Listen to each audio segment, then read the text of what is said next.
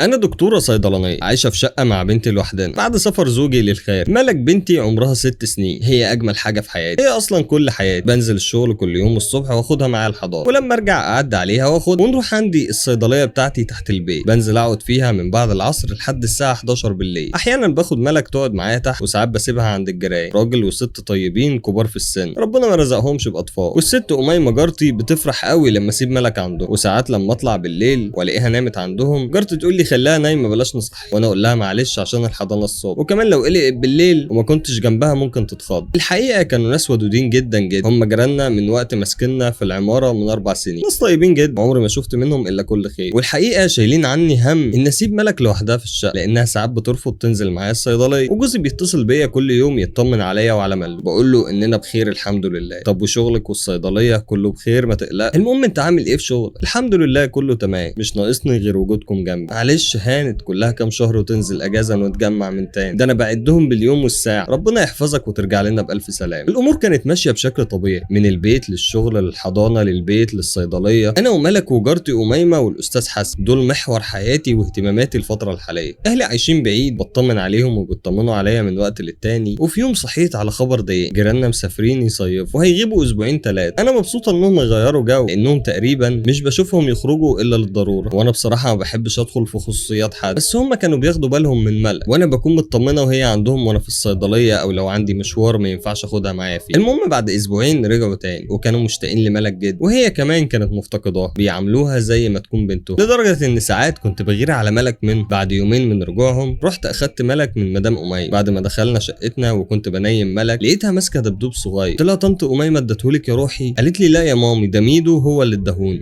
ميدو مين؟ ابن طنط اميمه وعمو حسن. ازاي يعني هم ما عندهمش اولاد اصلا؟ لا عندهم رجعوا بيه من المصر. انت متاكده؟ ايوه. ليه هو ميدو مش كويس؟ مش عايزين نلعب معاه تاني؟ لا يا حبيبتي مفيش حاجه، يلا علشان تنامي وبكره عندنا حضانه. طب فين البوسه بتاعت كل يوم؟ اهو احلى بوسه لاحلى ملوكه في الدنيا. طفيت النور وقفلت الباب ودخلت اوضتي وفضلت افكر في كلام ملك.